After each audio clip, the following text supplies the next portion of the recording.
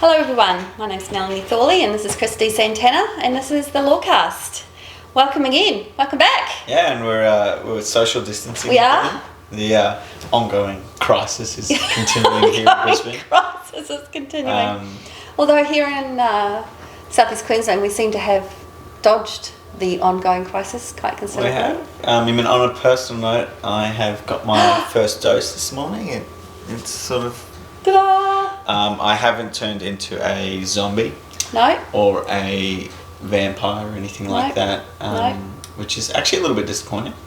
I feel like I haven't quite got the value for money. Right. Value for the no money you spent on it.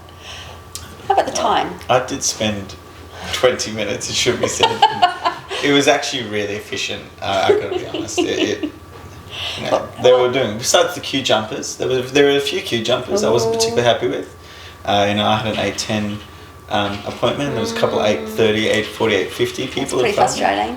But besides that, the 10 minutes I had to wait was, Well, we're soon to become a fully vaccinated office.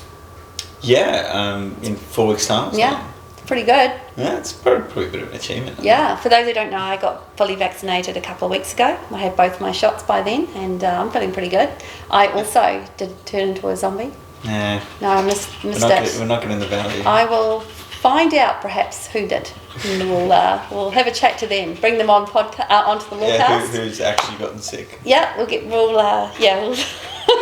you're not sick yet. And Phoebe, another person in our office, got hers last week and said she felt a little bit off, but not really sick. Yeah, and I mean, certainly here at MJT, you did only provide us quite a nice thing, which was to, sort of a sick leave just in case. Get paid for not turning up to work for the purposes of the vaccination. Happy to do that. Yeah, it's kind of good encouragement. Leave with pay as such. Not that we particularly had any, inclinations not to, but I can see for other organisations why that might be a good incentive. Yeah, well, it helps me make sure. From my perspective, it ticks a couple of boxes. It gives my team a chance to get vaccinated without having the detriment of using up time that they would ultimately maybe use somewhere else for a different reason. And it gives me an idea of who's been vaccinated and who hasn't. And it's quite... That's actually a good thing. That's actually a good kind of point that if you want to... Because how else would... it's fine in our close-knit kind of group, but what if you had 100? You won't be able to just flat out ask people. It might be a bit of a breach. Could you ask someone? I mean, if they've been vaccinated? I think you can ask them. I think you can't do anything if they tell you no. Or if they say, I'm not going to tell you. Yeah, that's what I mean. If they say no, if they I want to keep this to myself. Then you can ask, but if they refuse to, what are you going to do then? It's a little bit like asking who they voted for. Yeah, you can ask it. Yeah. For our American friends, it's not as open here. It's not as easy to say whether you are a one-way voter or another-way voter. That sort of thing is a social faux pas almost. Is it not in other countries? I haven't been exposed to a country where that isn't. I grew up here and I've spent almost all my life here. And you're right, you don't talk about religion, politics or money. I think the time I spent in America, and I was in Los Angeles, people, it was something that was widely accepted that you could ask and people would tell. And what happened after that? So if someone was not your colour... I don't think it made a difference. I mean, I think it's become more of a problem in recent years with the Trump or no Trump supporters. That's because I think there's an awful lot of Republicans out there who would have voted for Trump if they had any other choice, but didn't want the Democrats in, for instance. So not necessarily a Trump supporter, but a Republican. I just wonder how that kind of manifests in a society where it is so divisive. So you're in an office and the questions get thrown around. And then what? Is it the blues and the reds on either sides of the office and they no longer talk to each other? For those who don't know, here in Australia voting is compulsory. But in a lot of countries it's not. So if you choose to say I voted for X, you're also saying I voted. Whereas here you have to vote. And you can't say I ruined my vote because that's actually illegal. Yeah. And you can get slapped for that. There are fines attached to it. So you don't tell people that you ruined your vote or you didn't vote. So you have no choice but to say I voted for. Whereas in countries that voting isn't compulsory, a person can just go, I don't vote. Oh, but I just find that the whole thing kind of staggering that you might want to. That people will be so open about something which has the very likely result that person you're about to say it to will now show animosity to you in a situation where they wouldn't have prior to that question. But don't we do this all day long? How old are you? You know, there's lots of... Even that's even that's... Yes, but not in every culture. That's grey area. Not in every culture, though. Maybe, are we just in a situation where everything that might be a little bit... Well, Australians are very conflict averse, for a start. So most Australians don't want to bring up a topic that might also, or I think, certainly I might get 100,000 emails now, but I think Australia is very conflict averse. If there is a topic that might be derisive, then it's not been brought up because of the nature of Australians. So we're in a country where people don't create conflict of any type. In fact, they avoid it like it's the plague. So therefore, not how old you are, not how much money you earn, not what, you know. Yeah, it's almost anything that might put you apart. Yes, that tall poppy. For instance, it was a bit of a social faux pas to ask someone, because those who work at the Big Four have like 40 different levels of employment, and you could be a manager, but you might be manager 1, 2, 3, or so on and so forth. We often joke about it, and I'm sure a lot of people out there can relate to it. In these big kind of companies, the job titles, they're so complicated and confusing, they actually mean nothing. Yeah, and so you might be a manager 3, for instance, but you might be on a pay level 2, and all this sort of stuff. So it's all this kind of admittance of something. So people go, oh, I work at Deloitte's, or I work at EY. I'm not a manager at Deloitte's, because they're not giving away that information. They don't want to put themselves in a financial level above them. Yeah, or something. Yeah, I don't know. It's very, very Australian. But I've got this case here that came up about a week ago, where a Deliveroo employee was, well, I say employee, but a Deliveroo worker was found to be an employee. And I found this incredibly fascinating. It is the next big issue in employment, I think. Didn't we already go around the mulberry bush 5-6 years ago when Uber Eats and Uber driving came out? I mean, really, didn't we already work on this? I think it's just so much bigger now. It's so much more. And I mean, you can get anything delivered to you now. I mean, you can get Jimmy Brings is a thing which brings alcohol to your front door. You've got Uber Eats, Deliveroo, Menu Log. You've got all the different transport services. You can get pet food delivered to you. Like on a app type of thing. So I think it's just more abundant now. But employee though, really? Are we? Because those of you who don't know, we actually had a gig economy lawcast a couple of months ago now, probably 2 or 3 months ago, if you guys want to look for it. And we talked about this quite a lot, or a side hustle. Yeah, type of thing. Should the law kind of move with the times, given more and more people are doing that? And I'm really interested how we're talking about individuals who are signing on to multiple different app sites, and their first job might be an Uber Eats, their second job might be a Deliveroo, and that might be within the first hour. They might be able to get from A to B in an hour, right? Do 2 jobs in an hour. Then there might be Uber Eats again, there might be 2 Deliveroos, and there's a few others, right, that are out there. What if you're doing 3 or 4, and say you're doing this 2 in the same hour? Who pays you for that hour's work? I wonder if it's more to do with your employment almost manifests when you try to take disciplinary action. You're then taking the person people are okay with the money until they get terminated, until the app deems them to be too useless. They lose their 4 stars. Well, that gentleman, drop down to 2. He got dismissed because he wasn't doing his deliveries in time. I think. He lost stars and he wasn't making them. From memory though, the way he engaged with the apps and the way he kind of put his service out was slightly different to what I think most are. He was very rigid to one, I believe. So what we're saying is loyalty makes a difference. I think so. I think he was an example of that. I think the gig economy employers will need to look closer at whether someone is a only Deliveroo rider. Because at the moment, I doubt they're considering it at all. How do they find out?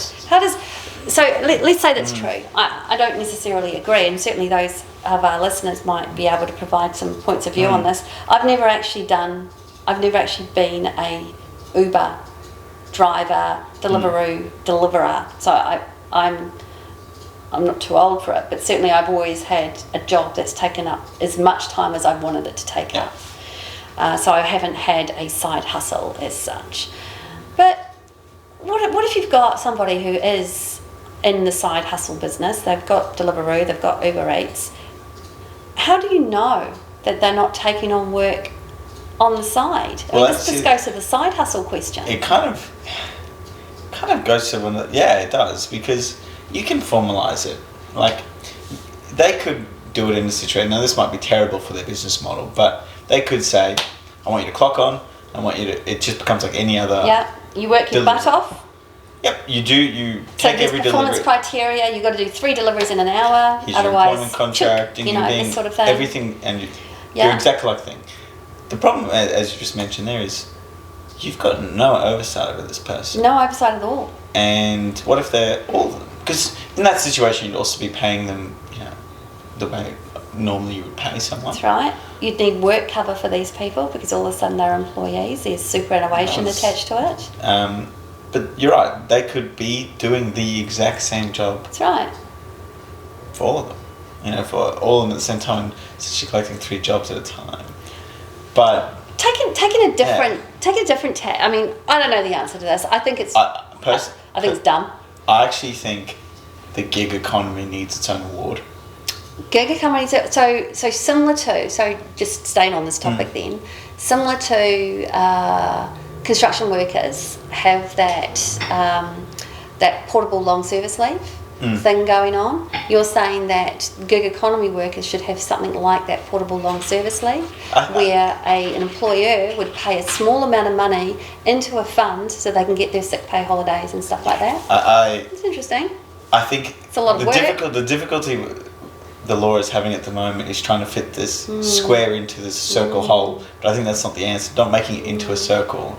Okay. Making its own kind of thing. I think it's diverged away from any other employment, which we can kind of put it into. Let's take a different tack then.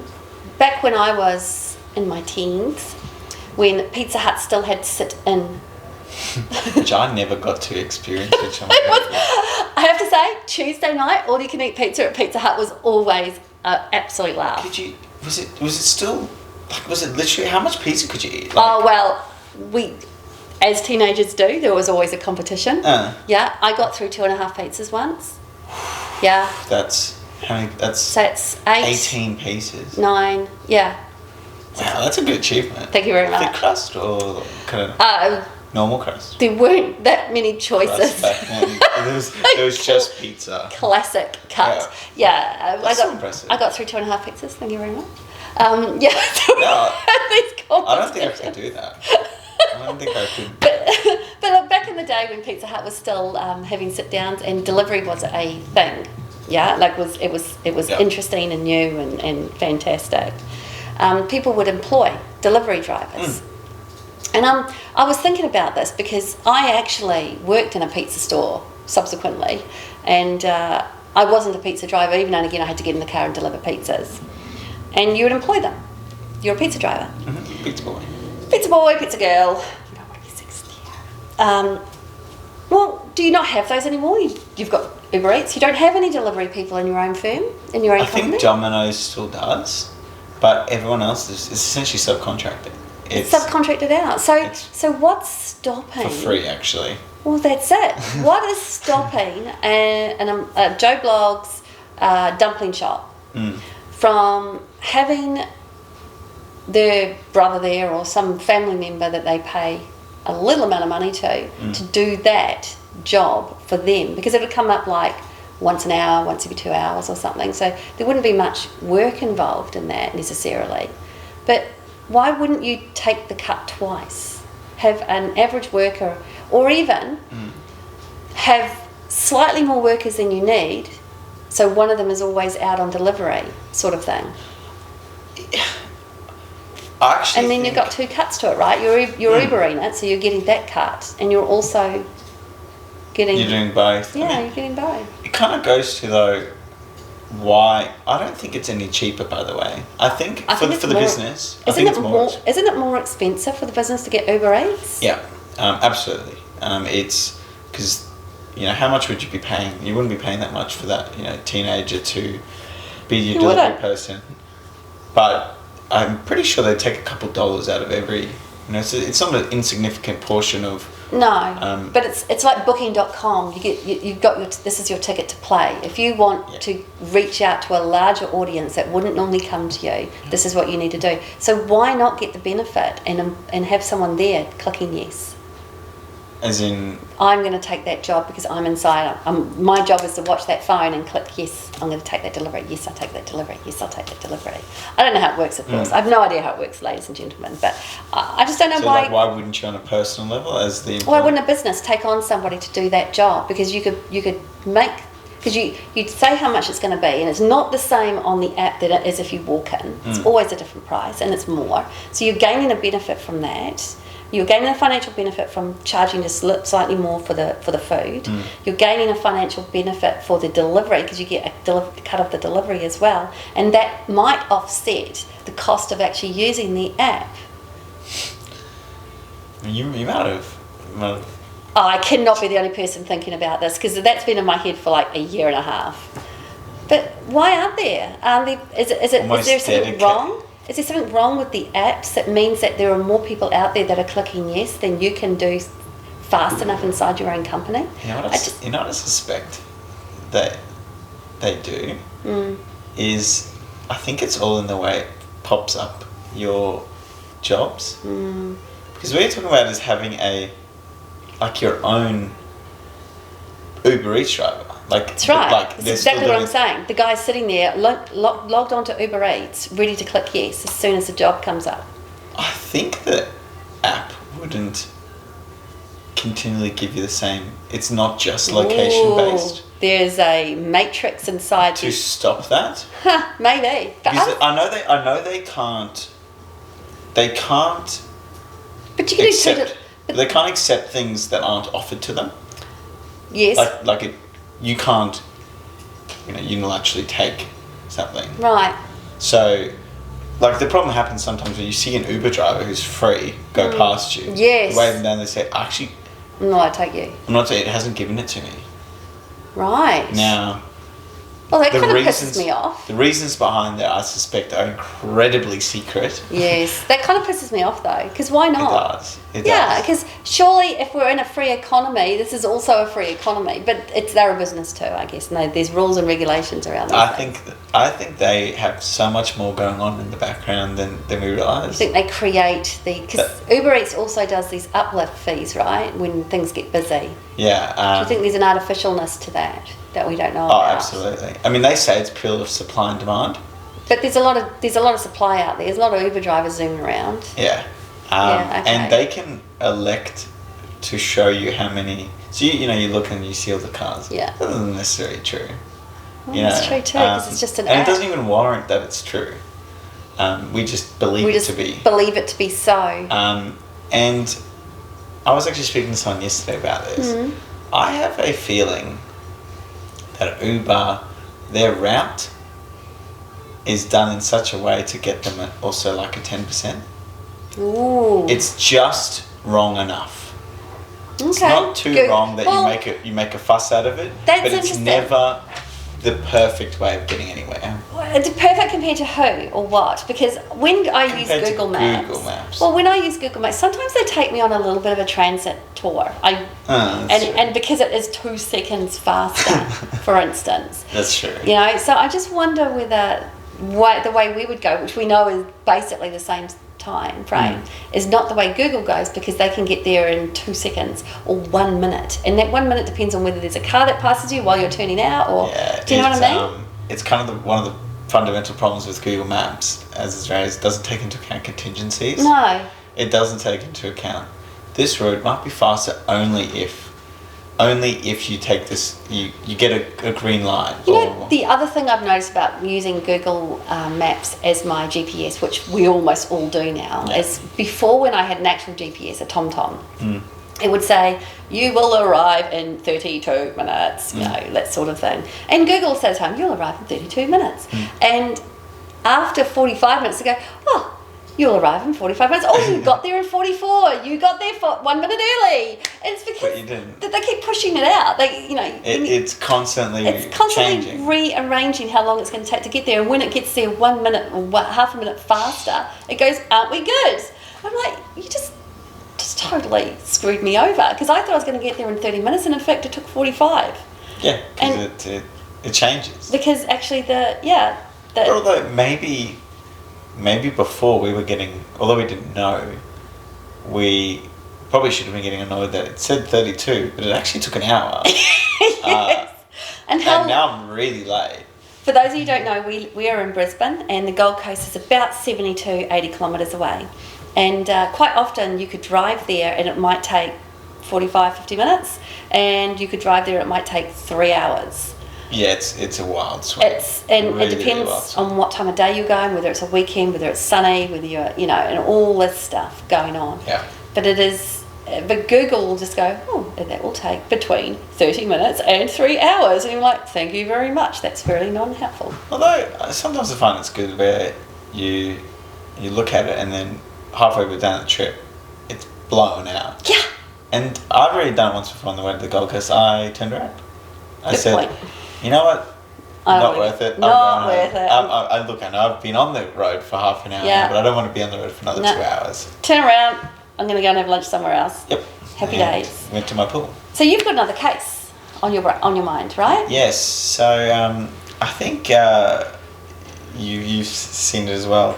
The union is challenging the fruit pickers and the way that they are paid. Now, I didn't know this, but fruit pickers are paid based off product, as in how many buckets have you done? Yeah, how many buckets of apples? Let's just call it that. Yeah.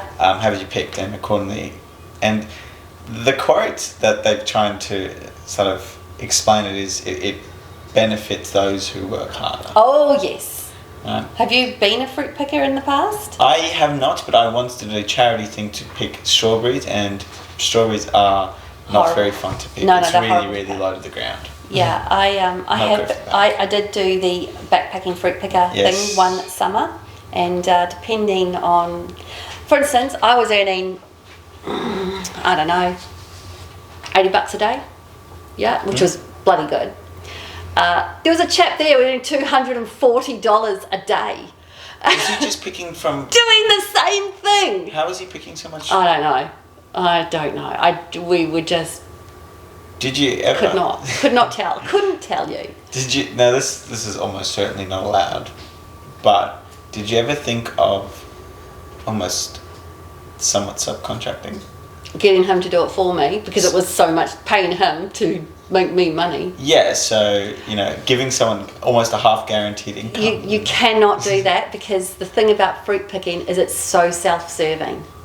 Ah, okay. Yeah. No one's going to lose a little bit of their cut to help somebody else. It is absolutely self-serving. Yeah, but they also get a more guaranteed income. But anyway, that's... No. It's self-serving. This guy knows he was getting that every day. He turned up. He was... A machine. A machine. Well, I mean... But... So, yes, the unions are saying... So they want to basically... They still want to keep... Interestingly, they still want to keep the incentive-based. Of course they do, because otherwise how will you get workers? Yeah. But they want it to be basically a greater amount per bucket. Right. Because they feel as though it's currently not hitting the minimum wage. Equivalent minimum wage. Now, that's going to be hard to kind of prove. It's a purely economic. statistics How do you based. quantify that, and by whom? If you use me as an example, Yeah, you use that guy who got 200. use that guy who got $240 a day. He's probably making minimum wage at the very least, certainly back then. But when I was reading this case, I thought, I think they're talking about the wrong thing. Okay. I think they're asking themselves the wrong question, which is not whether the incentive-based thing is being paid enough per bucket, is why is it 100% incentive-based? We've seen it in most industries, they've kind of gotten rid of that. Yeah, I think I know though, because again, it's that self-serving thing. If you're getting paid and doing nothing, you're going to do nothing. Yeah, but it kind of had me thinking, why only fruit picking? I think because of the transit nature, most fruit pickers tend to be international people. Either they're here on working visas and they're making a little bit of money to get themselves around, or holiday visas and so on and so forth. So actually those people, don't send 1,000 emails, don't need much money to get by to the next thing. Because what they do is they go from youth hostel to youth hostel to youth hostel, and they live on the cheap. I recall a lady, when I was living in Europe, there was a girl going around Europe doing her bus about tour or whatever. She was living off £10 a day. I was just like, this blows my mind. How do you do? How do you living off £10 a day? So, you know, a lot of these people actually behave in a way that's extremely frugal. So they don't need, and when they go back to the youth hostel, all the food's there. You don't have to pay for it. Because the youth hostel is designed to send out workers. They're essentially the labour hire company for the fruit farms. So if you end up at that youth hostel, they want to keep you there fruiting away. Yeah. So they give you free food. They drive you out to the fruit farms. On the weekend or on your day off, they drive you to the nearest town.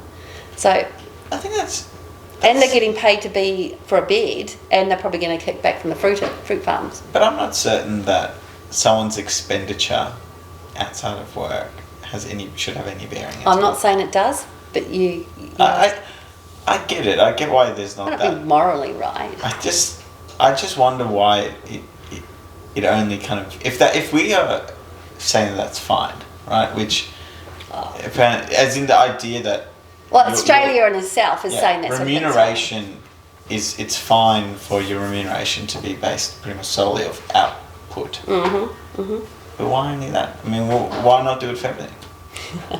Because from a lot of things it does. I think it might be because fruit pickers are less likely to make complaints than you or I, who have, you know, been here for a while. We've got jobs, or we've got houses, we've got families. Do you know what I mean? I 100% agree. I think that's the reason why we're able to kind of go with that. And you just sweep it under the carpet because that fruit picker's moved on, they've left the country and off they go. Happy days. See you later. Look, I don't know if it's right or wrong. All I can tell you is that fruit picking is bloody hard and they deserve every dollar they get. Oh, it's not much hard. The hour I spent picking strawberries was an hour longer than I spent far longer doing that. Well, people, let us know how you feel about fruit pickers, whether you've done that or not. And gig economy, here to stay. I think we're going to be talking about this again and again. It'll be the next big thing, I think. Thank you, Lawcast watchers and listeners. That'll be us for today. All right, see ya.